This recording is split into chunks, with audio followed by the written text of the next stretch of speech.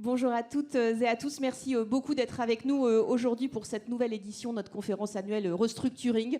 On compte plus, mais on doit être, je pense, à la 15e ou à la 16e édition. Merci beaucoup de votre fidélité. On va passer toute la matinée ensemble. On va évidemment décrypter l'actualité, le traitement et la situation des entreprises en difficulté. On va aussi mettre un coup de projecteur sur la réforme et en particulier sur le mécanisme des classes de parties affectées.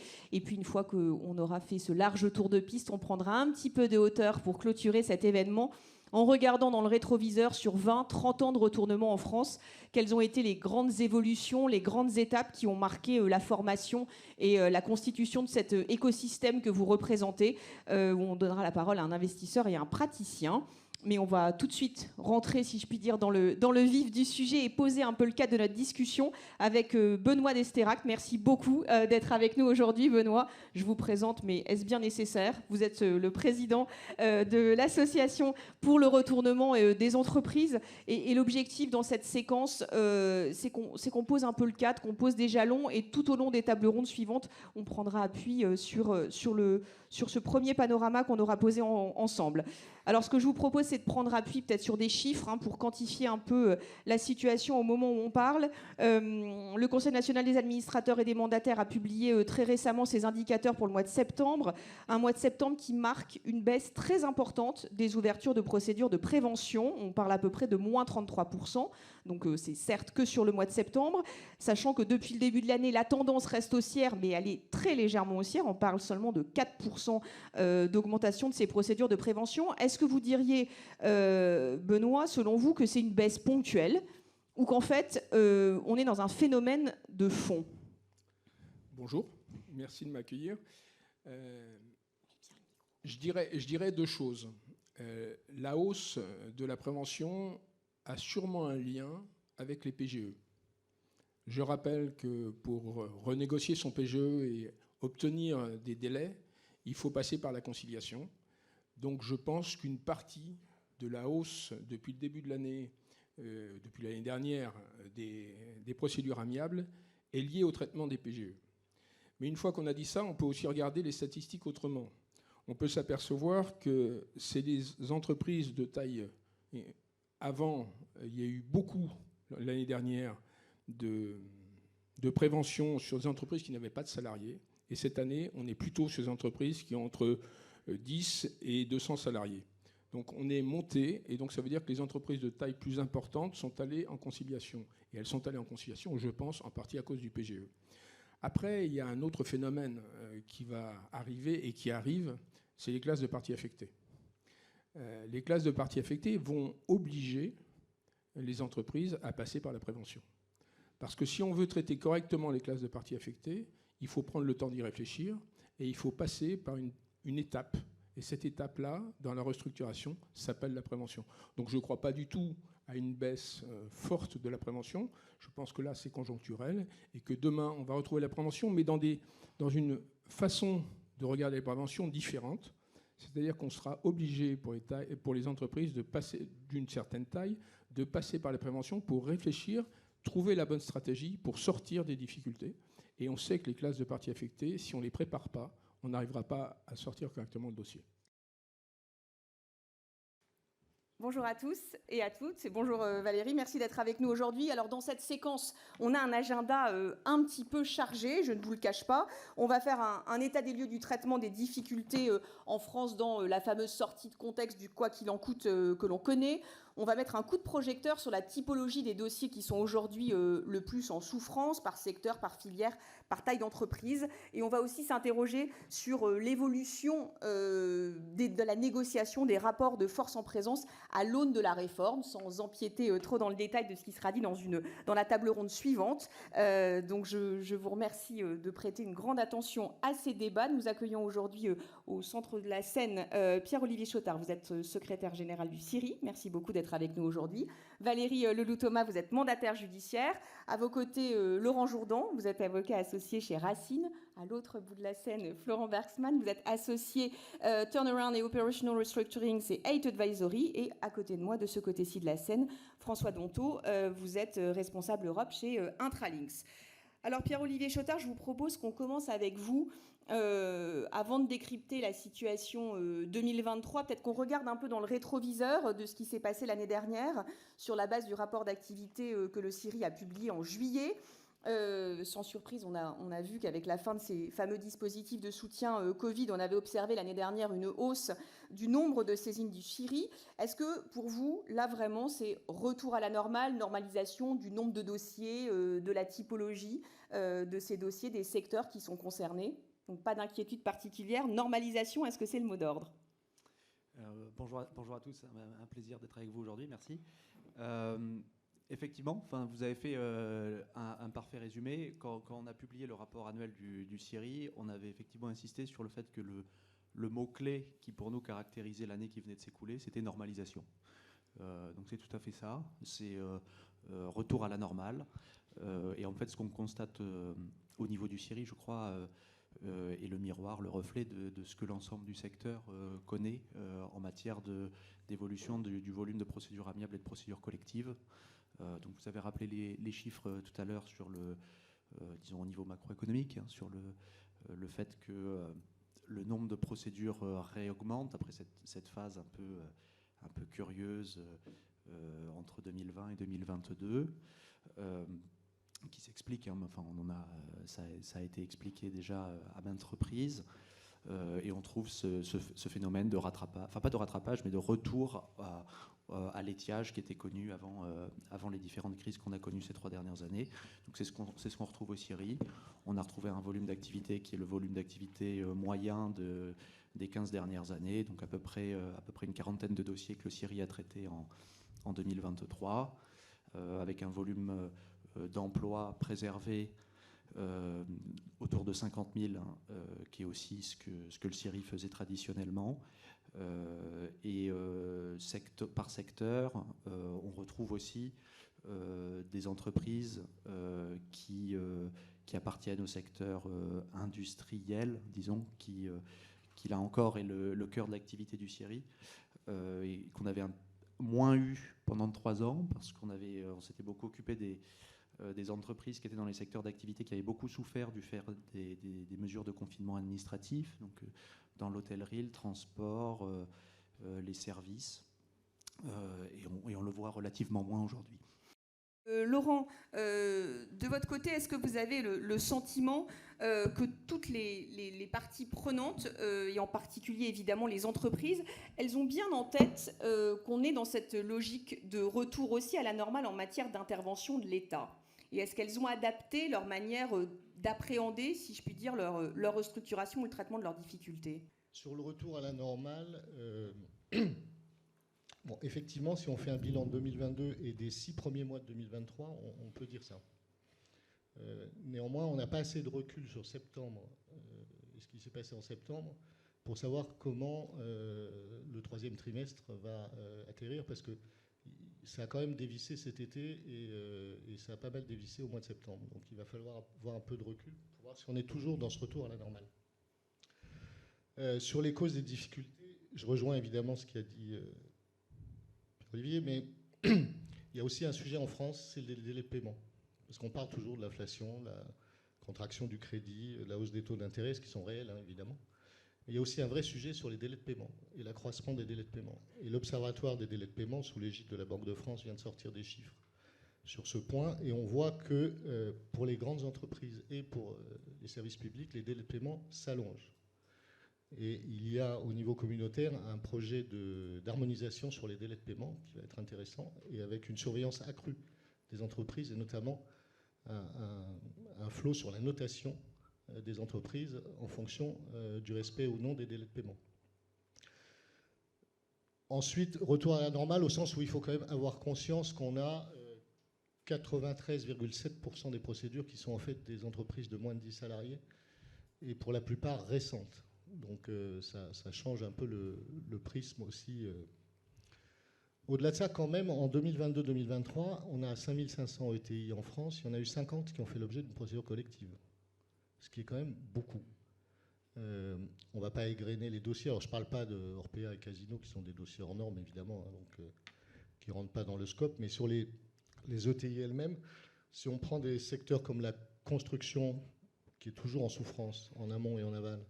Geoxia, par exemple, qui faisait quand même près de 300 millions d'euros de chiffre d'affaires. Si on a le retail, on en a beaucoup parlé, mais on a quand même Burton, Minelli, Clergerie, etc., qui ont fait l'objet d'une procédure collective, plus Camaïeu. Camaïeu, c'était quand même 300 millions d'euros de chiffre d'affaires.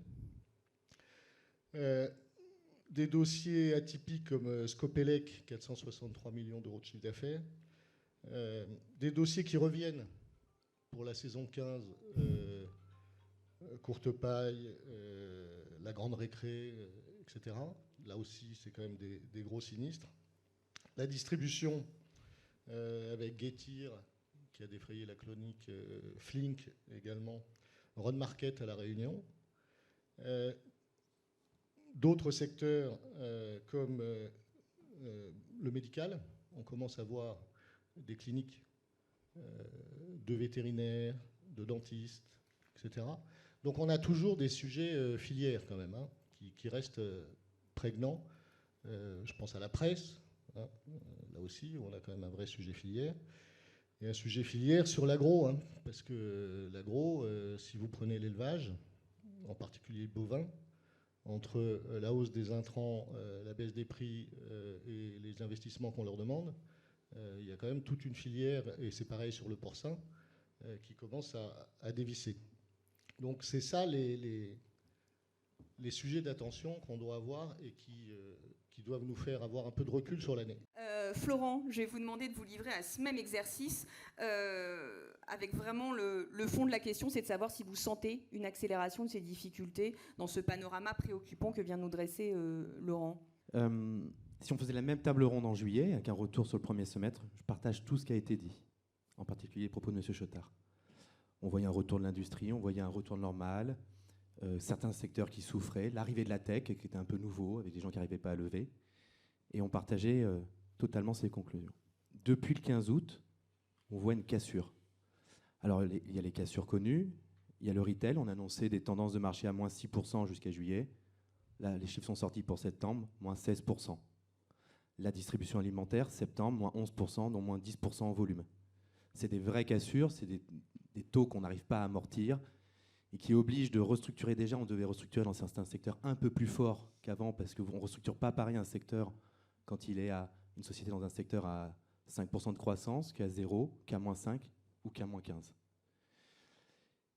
Aujourd'hui, cette cassure, on la voit dans la retail, on la voit dans la promotion, la tech, où ça y est, les grandes sociétés digitales annoncent des croissances à 1 digit, ralentissent leur guidance plutôt que 2 digits. Donc on doit faire des restructurations plus fortes. On n'a pas encore tous les enseignements de ces dernières semaines, pourquoi il y a une telle cassure. Il y a eu la météo, il y a eu la date de la rentrée, il y a le changement de consommation, dont acte. Mais on ne peut pas préparer une restructuration de la même manière. Et donc ça amène à des restructurations, en tout cas nous, c'est notre sensation, c'est le pari qu'on fait, beaucoup plus social, et je retiendrai un chiffre pour le démontrer, c'est qu'aujourd'hui, donc, on prend les sociétés en défaillance, toutes les statistiques qu'on suit, il y a 37 000 emplois concernés. La dernière fois qu'on a eu ce chiffre, c'était en 2016, de la crise de 2016. Donc il y a une cassure, donc une accélération et des restructurations qui vont être plus fortes et plus marquées. Quand vous dites plus forte, c'est plus violente, enfin plus sévère, plus complexe à mener aussi, avec des plans de restructuration qui seront plus compliqués à élaborer? Plus profonde, c'est-à-dire qu'on va devoir toucher à tous les éléments de la chaîne de valeur, on va devoir se poser des questions sur le chiffre à faire, on ne va pas pouvoir juste faire le dos rond et travailler une base de coûts, revoir son endettement et puis se relancer. Et très certainement, comme ça va être plus profond, plus impactant sur l'emploi, on va avoir des besoins plus importants, on va devoir se tourner vers le M&A. C'est ce que disait Benoît Besterac auparavant. Le M&A, peu importe sa forme, hein, le M&A classique, les prix négatifs ou un RJ, avec un plan de cession, ce sont des techniques de M&A, vont permettre d'apporter les moyens de faire cela, restaurer des fonds propres, parce que les fonds propres, c'est aussi ce qui permet d'avoir des délais de paiement, d'avoir des négociations avec ces parties prenantes, d'avoir de nouveaux contrats dans le public. C'est des choses extrêmement importantes. Mais pour ça, on va devoir toucher à tous les leviers et vraiment se poser des questions, pas juste de faire le dos rond et d'attendre que ça passe et amend et extend et on se revoit dans 2 ans. Ça ne suffira pas. Et sur ce sujet du M&A, on on peut se mettre aussi, si je puis dire, dans les chaussures des acheteurs potentiels. Aujourd'hui, on voit bien qu'on est dans une période de grande incertitude et de manque de prévisibilité. Vous avez parlé de ce décrochage sur les chiffres au mois de septembre. C'est pas évident d'articuler une valeur ou de se convaincre que la valeur qu'on va retenir pour cette cible en difficulté, c'est la bonne. Donc en fait, est-ce que j'attends pas que ça dévisse un petit peu en quelque sorte, ça voudrait dire que votre scénario de sortie par le haut via le M&A, il va pas se concrétiser tout de suite. Il est forcément plus long et plus complexe à sortir. Pour tourner la question différemment, la question c'est sur certains secteurs, avec les données de maintenant, les difficultés, est-ce qu'on va retrouver des repreneurs? C'est une vraie question. Et je crois que c'était, Laurent, tu citais certaines marques de retail qui ont disparu. On a déjà un peu oublié, mais c'est des marques qu'on connaissait tous qui ont disparu. Est-ce qu'on va trouver des investisseurs? C'est une vraie question. Ou investisseurs, fonds propres, moyens additionnels. C'est une vraie question, je pense. Alors justement, on va poser la question à François. Florent nous dit le salut viendra du M&A. Le défi, c'est de trouver des investisseurs. On voit bien que le marché des fusions-acquisitions, dans son ensemble, il est plutôt atone. Est-ce que vous pensez qu'il pourra y avoir un redémarrage de cette activité à court terme et qu'on va enfin trouver ces fameux investisseurs dont on a besoin pour sortir les boîtes de l'ornière? Alors, effectivement, le marché du M&A a été plutôt atone ces derniers 12 mois. Il a marqué une pause, clairement. Nous, ce qu'on constate sur l'ensemble des deals que l'on traite, c'est une baisse du marché, enfin du deal flow de 15%, sachant qu'on ne fait pas que du M&A, évidemment. Et donc, c'est vrai que le marché du M&A, on s'attend à une reprise. Toute la question est quand. Du point de vue du restructuring en lui-même, puisque c'est le sujet d'aujourd'hui, ce qu'on observe sur les 12 derniers mois, entre 2022 et 2023, en tout cas vu de notre fenêtre, ce sont plus de 60% de dossiers dans nos systèmes. Alors plutôt des gros dossiers, on parlait tout à l'heure de 50 ETI en France. Là, je vous donne une statistique qui est plutôt européenne, donc au niveau IMIA.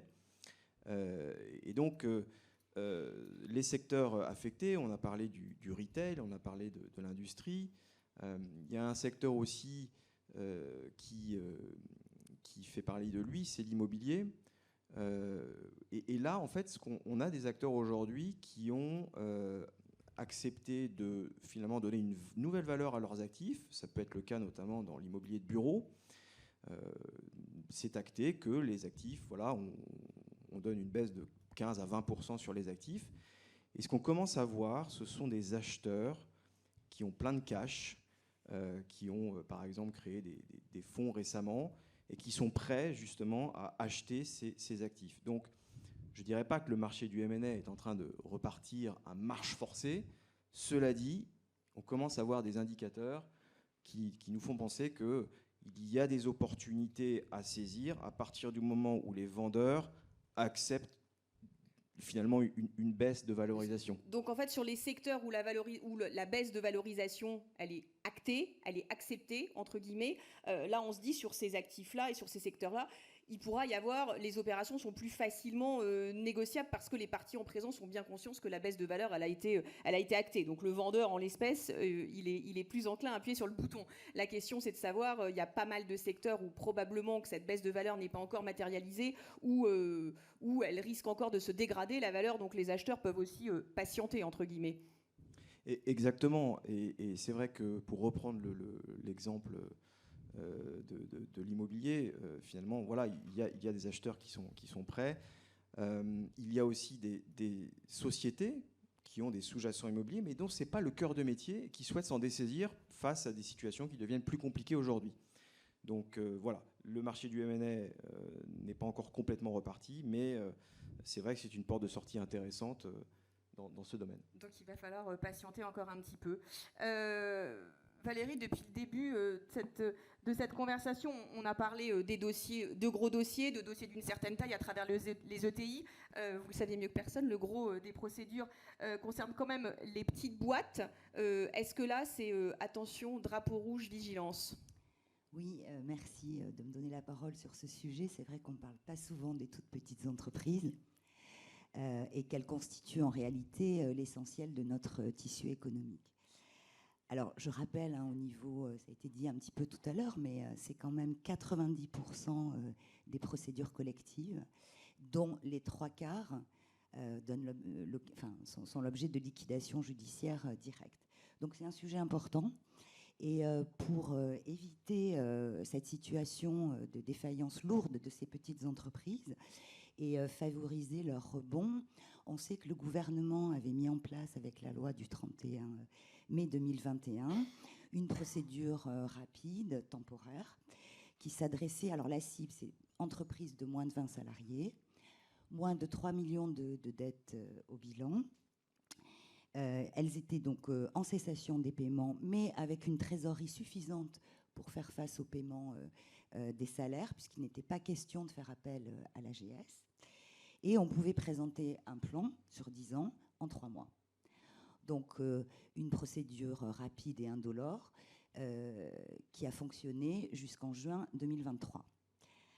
Alors moi, je fais partie de ceux qui l'avaient regretté, et puis je suis quand même assez contente parce que notre gouvernement a finalement de bonnes idées, et dans le cadre de la loi orientation et programmation du ministère de la Justice 2023-2027, il est prévu, le gouvernement a proposé par un amendement de réintégrer ce dispositif pour une durée de 2 ans. Alors on peut se féliciter de ce que cette loi a été votée. Elle est passée, je crois, le 11 octobre dernier, donc c'est vraiment tout chaud. Au Sénat, et on en est au stade de la petite loi. Alors évidemment, la France insoumise vient de déposer un recours au Conseil constitutionnel il y a 3 jours. Donc cela étant, l'article 46 qui vise la réinstauration du dispositif de la procédure de sortie de crise n'est pas touché par le recours.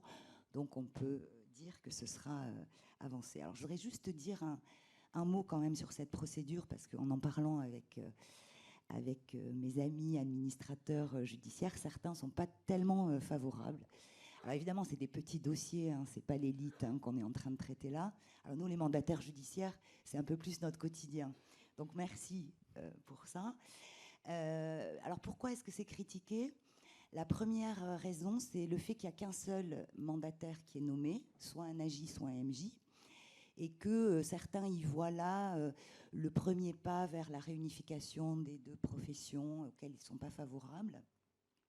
Alors Hélène Bourboulot et moi, on doit être les seuls à être d'accord pour se marier. Donc je le signale, ça ne nous fait pas peur, parce qu'on pense que le métier, quelle que soit la forme de son exercice, ça peut se faire aussi demain autrement. Et puis parce que c'est des procédures qui évidemment ne sont pas très rémunératrices pour un boulot qui est quand même important, il faut accompagner. Alors moi je dirais juste qu'on s'adresse à des toutes petites boîtes qui n'ont pas les moyens d'avoir le luxe d'avoir un AJ, un MJ. Il faut que ça soit pas cher, il faut que ça soit rapide.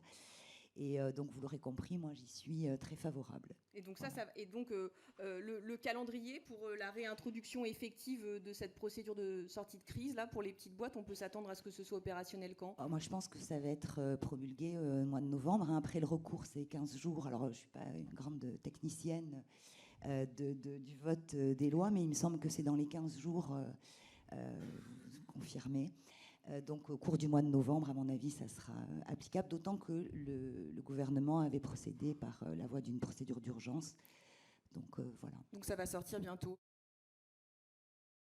On souhaite la bienvenue à ceux d'entre vous qui nous ont rejoints pendant cette pause. On a donc 2 tables rondes qui vont se succéder pour cette fin de matinée. Et là, évidemment, c'était la table ronde dont on vous parle depuis ce matin en disant on ne dévoile pas tout parce qu'il y aura The table ronde avec The casting à 10h45. Nous y sommes. Nous allons donc rentrer avec vous dans le cœur du réacteur, si je puis dire, de la réforme. La création des classes de parties affectées, c'est l'une des innovations majeures de cette réforme. Le traitement des créanciers, on l'a déjà un peu évoqué ce matin, s'est trouvé modifié en profondeur. On va donc essayer de décrypter de la manière la plus concrète possible comment ces nouveaux dispositifs, on va dire, interviennent, impactent les négociations et les rapports de force en présence. On va en parler avec, au centre de la scène, Alexandra Bigot. Vous êtes avocate associée en restructuring et situation spéciale au sein du cabinet Latham & Watkins. À vos côtés, Hélène Bourboulou, associée du cabinet FHBX et administrateur judiciaire. Je n'ai pas le peur de dire back by popular demand, encore une fois cette année, Hélène. Et à vos côtés, Sari Malou, vous êtes associée en corporate restructuring et advisory chez Eight. Alors peut-être, Alexandra, avant qu'on rentre dans le détail de toute cette mécanique, ce serait bien que vous nous fassiez un petit rappel des grands principes qui président à la constitution de ces fameuses classes de parties affectées. Bonjour à tous. Vous avez passé la barre un peu haut, là, mais je pense qu'avec Hélène, on va y arriver. Donc, alors, c'est clairement le plus grand changement de la réforme, avec peut-être aussi le fait que le tribunal ne puisse plus imposer un plan sur 10 ans avec un rééchelonnement des créanciers sans leur accord en sauvegarde. Alors, les classes de parties affectées, en fait, la loi est assez flexible, puisqu'il y a peu de choses dedans. On nous dit, en gros, si les créanciers ont des sûretés, d'autres n'en ont pas, il ne faut pas les mettre dans la même classe. Ça, c'est simple. S'il y a une convention de subordination, pareil, il ne faut pas mettre les juniors et les seniors dans la même classe. Et après, pour le reste, il faut que vous classiez les créanciers en fonction de leur communauté d'intérêt économique. Qu'est-ce que la communauté d'intérêt économique? Personne ne le sait. Donc ça laisse pas mal de flexibilité pour voir comment on peut faire les classes. En plus, ça c'est pour les classes de parties affectées, mais on peut aussi ne pas affecter certains créanciers, voire certains actionnaires. Et donc il y a aussi une très grande flexibilité de ce côté-là. Et d'ailleurs, on a vu au moins 2 décisions dans lesquelles les créanciers ont eu droit à des write-offs et où les actionnaires n'ont pas été affectés, parce qu'on considère que les actionnaires ne sont affectés que s'il y a en fait une incorporation de la dette au capital ou si on modifie leurs droits. Mais en fait, on peut se retrouver donc dans des situations où cette loi qui est supposée être pro-créancier se retrouve avec des créanciers qui sont affectés, qui font des write-offs, et où l'actionnaire est mécaniquement relué. Donc c'est pas tous les arrêts, je pense que sur des très gros dossiers, ça me paraît difficile à faire, mais il y a quand même eu 2 décisions en ce sens aujourd'hui. Alors si on revient aux créanciers qui sont affectés, je pense qu'il y a beaucoup de flexibilité, et du coup, je pense aussi beaucoup de stratégies qui peuvent être utilisées, et même si je suis sûre que Hélène me dira tout à fait le contraire, qu'il faut chercher le consensus et qu'on trouve le plus grand équilibre, etc., je pense qu'en fait, dans la manière de constituer des classes, peut changer en fonction du plan que vous voulez faire passer. Et notamment, puisque en fait, c'est lié à la manière dont un plan peut être approuvé, puisque un plan peut être approuvé soit à l'unanimité des classes avec 2/3 dans chaque classe, soit la majorité des classes, dès lors qu'il y en a une au moins qui a des sûretés réelles, parce que les sûretés personnelles, pour le coup, on n'en tient pas compte. Dernier cas, on peut avoir un plan qui est adopté, qui a une seule classe qui est d'accord, dès lors qu'elle est dans la monnaie.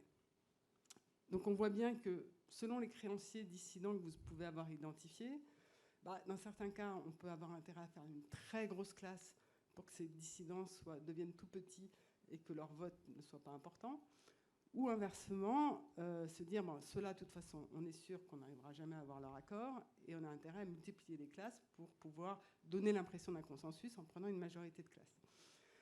Donc, c'est clair que, je pense, la création des classes, on a une grande flexibilité quand même qui est prévue par la loi, et qui laisse le champ libre à différentes interprétations, avec des dossiers où les choses sont faites très correctement, donc bien sûr Hélène, et d'autres où on voit quand même des choses un peu particulières, des classes avec, je sais pas, 6 000 euros de créances, mais comme ça on assure qu'on a suffisamment de classes pour faire une majorité.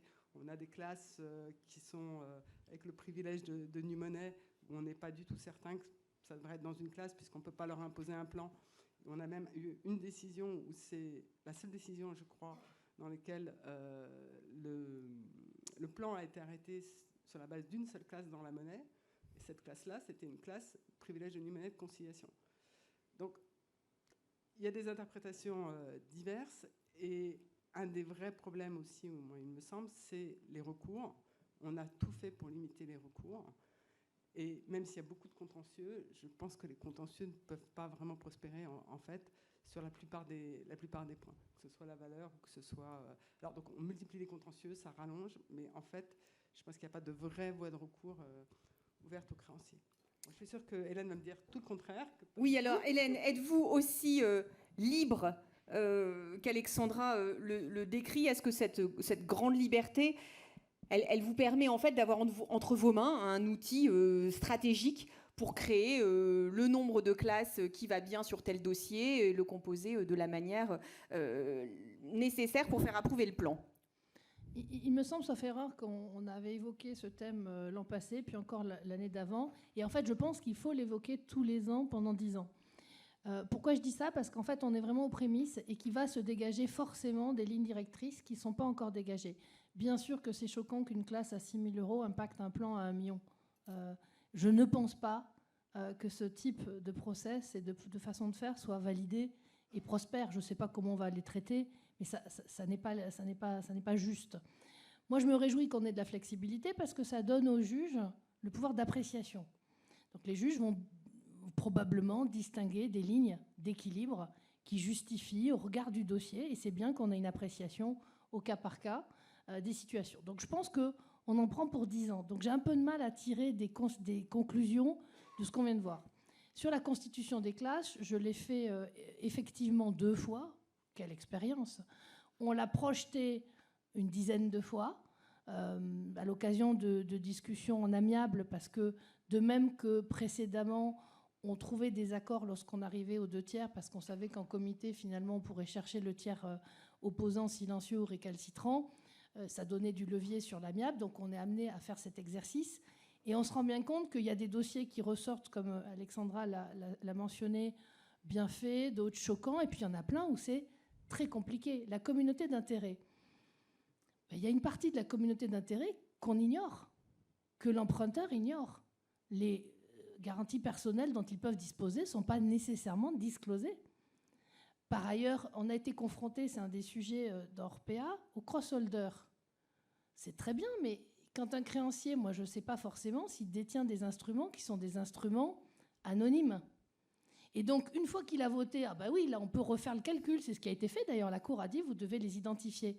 On les identifie une fois qu'ils ont voté, parce qu'une fois qu'ils ont voté, on revient sur une base individuelle, donc on peut constater qu'effectivement, le même créancier se trouvait à la fois dans une classe senior et a voté dans une classe dite anonyme de porteurs de type de certains bonds. Donc, a posteriori, vous faites le calcul, mais a priori, vous ne pouvez pas le faire. Ce n'est pas un élément qui figure dans la comptabilité. Autre exemple, effectivement, le banquier qui consent un prêt garanti par l'État, un PGE, détient une garantie tiers. Ce n'est pas un actif du débiteur qui est venu en face du PGE, c'est une garantie d'un tiers. Il est chirographaire du point de vue du débiteur. Est-ce que ça justifie qu'on le traite de la même manière qu'un autre chirographaire? Probablement, mais est-ce que ça justifie qu'il vote dans la même classe alors qu'il n'a évidemment pas le même intérêt? Je dirais même pire que ça.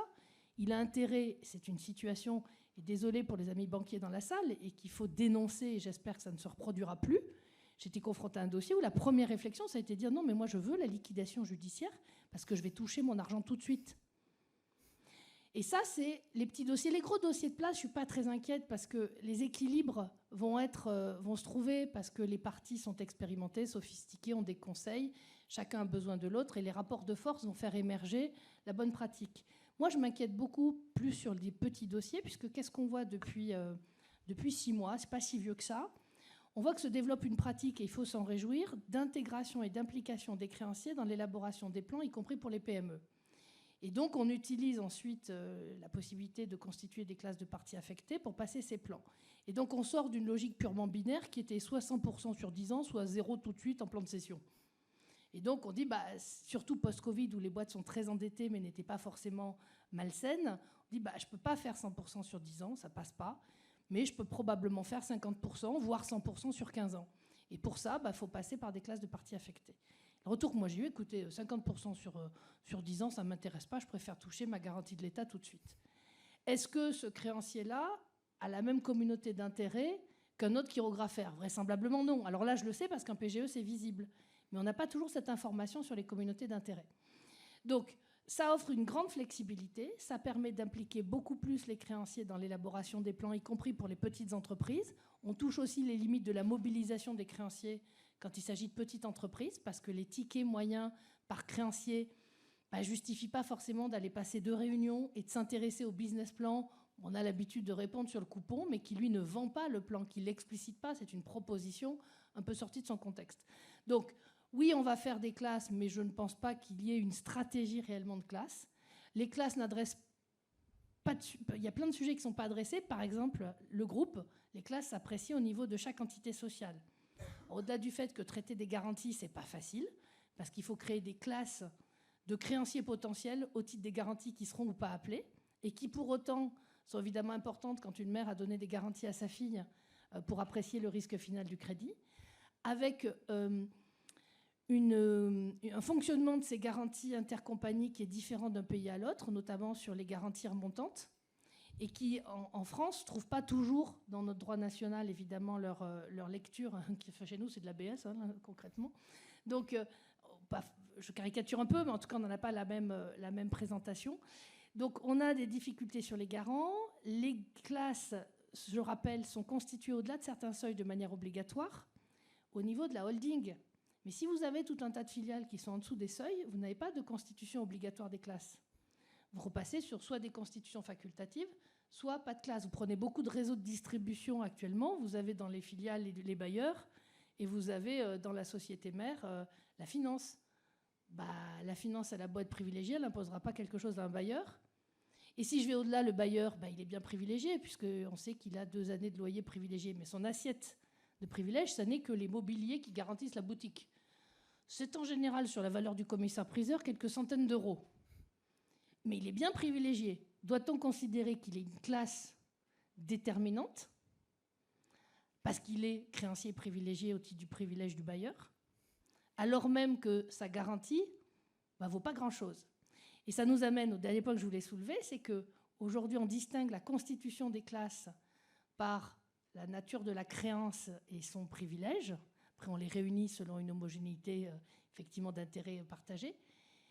Mais on ne le fait pas au vu, et tant mieux parce qu'on a déjà assez de problèmes de valeur, au vu de la valeur de la garantie sous-jacente.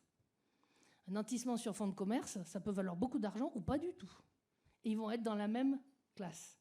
Donc voilà, ça veut dire que c'est la prime au bon sens et effectivement à la transparence et à l'explication de pourquoi on a fait ça comme ça. C'est peut-être pas idéal, c'est peut-être critiquable, mais dans l'ensemble des contraintes qui se posent sur la constitution des classes, on sait l'expliquer et en répondre. On peut quand même se réjouir du fait que les recours sur les classes, on l'a vu en tout cas, moi je ne l'ai pas expérimenté dans beaucoup de dossiers, je l'ai juste expérimenté dans Orpea, c'est allé assez vite, c'est assez efficace, il y a eu un vrai débat devant le juge-commissaire, puis après on est allé devant la Cour d'appel qui a statué dans des délais records, même si ce n'est pas les délais imposés par le législateur des 15 jours. Les recours ensuite sur le plan, on verra ce que ça donne. Je suis assez d'accord, les recours sur la valeur, ça va être très sacrément compliqué, surtout qu'au moment où la Cour statuera, ce ne sera peut-être pas les mêmes conditions économiques qu'au moment où on a constitué. D'ailleurs, est-ce que la valeur, il faut la faire à l'entrée en sauvegarde accélérée? Il faut la faire pendant la période d'observation avant de voter le plan? Logiquement, c'est avant l'ouverture de la sauvegarde accélérée sur la base des accords préétablis, puisque c'est au vu de la valeur de l'entreprise à ce moment-là que les parties ont décidé. Mais si on n'est pas en sauvegarde accélérée, qu'on est en droit commun, il faut que ce soit au moment où on élabore le plan. Bref, pardon d'être très longue, mais vous voyez, ça, on va faire 10 ans de colloque super. Merci beaucoup Hélène pour ces précisions. Alors Sari, je voudrais qu'on parle de l'autre grand sujet, c'est celui de la valeur, l'introduction de la notion de valeur. Elle était censée quand même participer du rééquilibrage de force entre les créanciers et les actionnaire. L'enjeu, c'est bien de valoriser une boîte sous-performante ou en difficulté à l'instant T, avec tout le débat qu'Hélène a commencé à soulever sur quel est l'instant T dont on parle. Alors comment est-ce qu'on résout cette équation? Comment est-ce qu'on va la déterminer, cette valeur, comment elle va être acceptée par les différentes parties? Alors, en dehors de l'aspect en fait, du moment à laquelle on va faire cette valorisation, la question, la valeur n'est jamais une valeur unique. En fait, même quand on évalue l'entreprise in bonis, en fait, on donne une fourchette. Aucun évaluateur, il y en a quelques-uns dans la salle, ne se présente en disant c'est à l'euro près, voilà la valeur. Donc de toute façon, on avait un débat dans les entreprises saines, in bonis, en fait, hors contexte de difficulté, sur la valeur en elle-même. En fait. Donc on avait cette fourchette-là. Vous rajoutez à ça une complexité dans les entreprises en difficulté, c'est que toutes les méthodes usuellement utilisées de comparables, en fait, combien il y a de comparables à une entreprise en difficulté qui ont eu une transaction dans laquelle il y a eu une valeur? Pas des masses. La méthode d'actualisation des flux futurs, le DCF. Et ben, quand vous faites ça sur une entreprise qui fait face à des difficultés, l'essentiel de la valeur, c'est l'année terminale. C'est la dernière année du plan, en espérant que tout se passe bien, en fait. Et donc, est-ce qu'on doit en prendre en compte un risque d'échec du plan dans l'évaluation?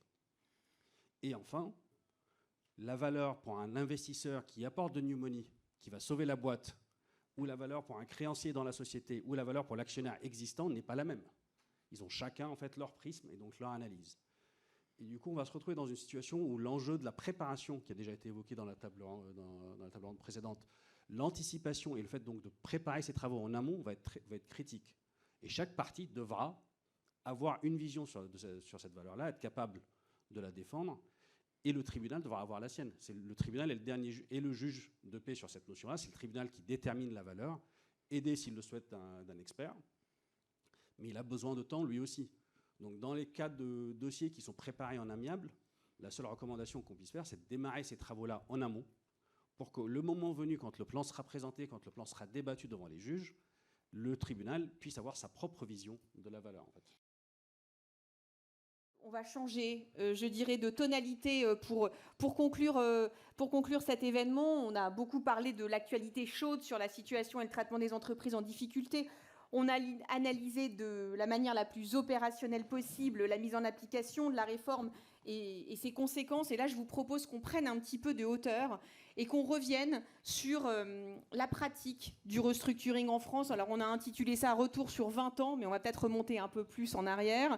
On va s'interroger sur les évolutions marquantes qu'a connues le marché, sur les best practices qu'on doit mettre en avant, et puis sur la manière dont la France se place sur l'échiquier européen, voire mondial, du retournement.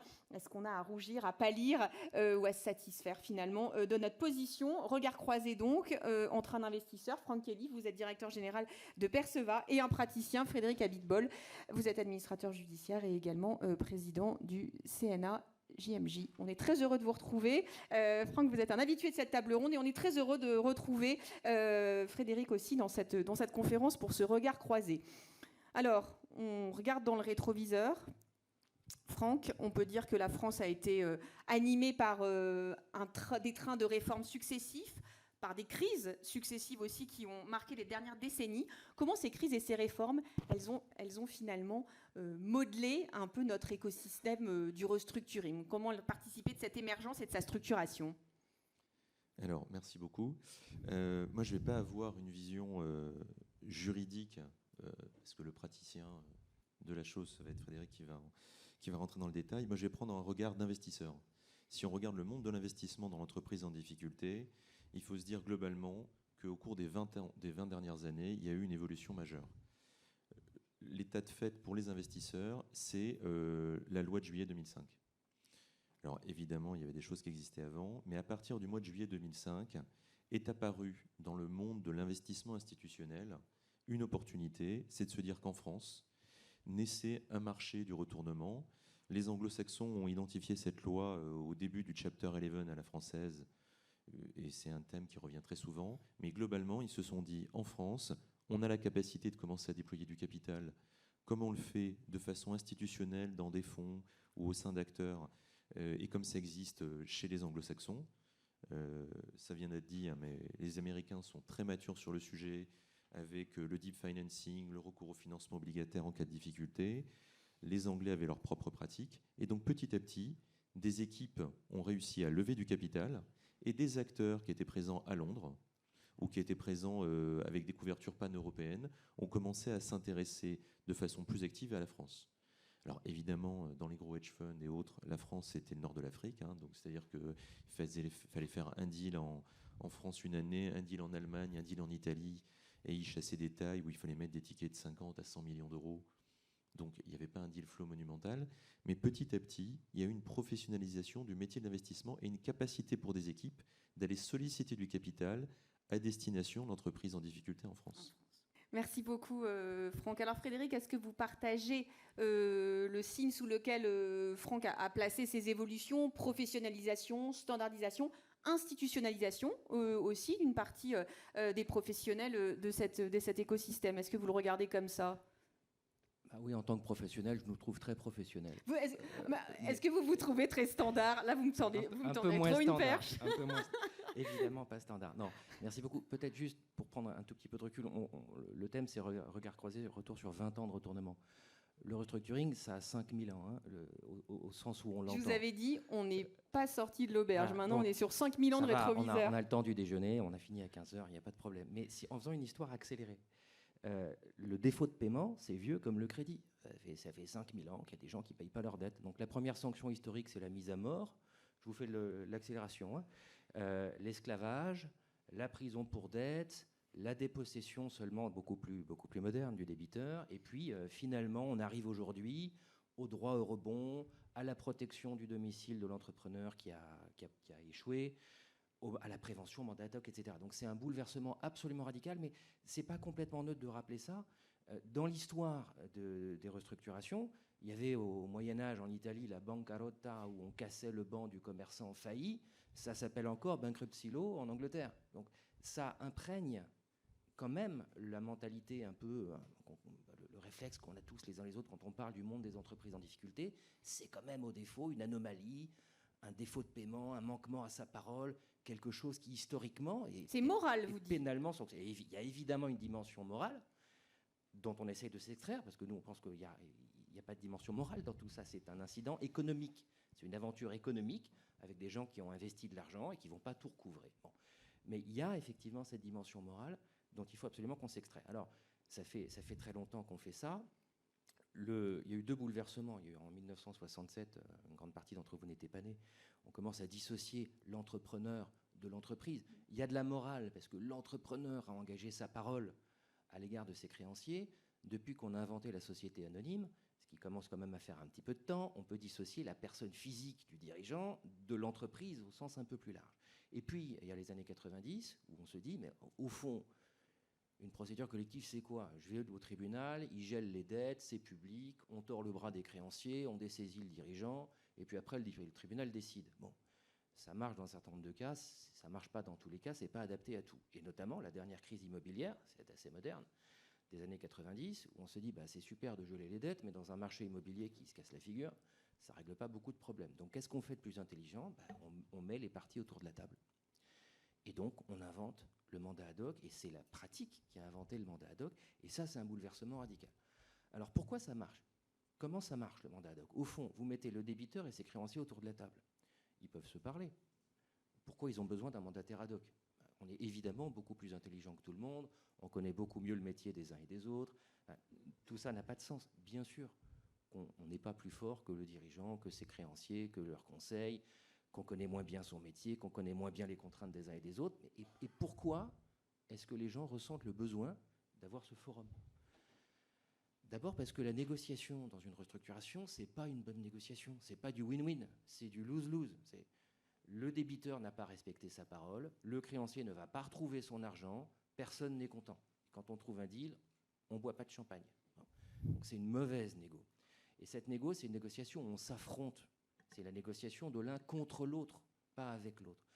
L'intervention d'un tiers qui permet de faire un triangle, Hobbes l'avait théorisé dans le Léviathan, ça date aussi un peu, permet d'avoir, plutôt qu'un affrontement direct entre des intérêts opposés, la co-construction de quelque chose grâce à ce tiers qui va permettre de dépassionner le débat, de l'apaiser et de l'institutionnaliser pour commencer à répondre à la question après 5 minutes de prolégomène. Bon. Donc oui. Ça, c'était 5000 ans, c'était couru d'avance. Donc oui, on institutionnalise la négociation sous l'autorité du tribunal, ce qui est absolument décisif. Pourquoi est-ce qu'un conciliateur a besoin d'être sous l'autorité du tribunal? Parce que précisément, un conciliateur tout seul, qu'est-ce qu'il apporte? Ça n'est pas le conseil d'une partie. C'est le mandataire du président du tribunal qui aurait à connaître de la faillite s'il y en avait une. Ce qui change tout. C'est au nom du tribunal qu'on intervient, c'est donc au nom de l'intérêt général. Et c'est par cette indépendance que confère le mandat judiciaire qu'on réussit à apporter des choses. Voilà, donc oui, institutionnalisation, oui, professionnalisation. Ça fait donc depuis les années 90 qu'on fait ça. Ça fait une bonne trentaine d'années. Et depuis 30 ans, et vous en êtes tous les représentants, il y a tout un écosystème qui s'est développé autour de ça, qui est beaucoup plus développé en France que dans la quasi-totalité des économies comparables.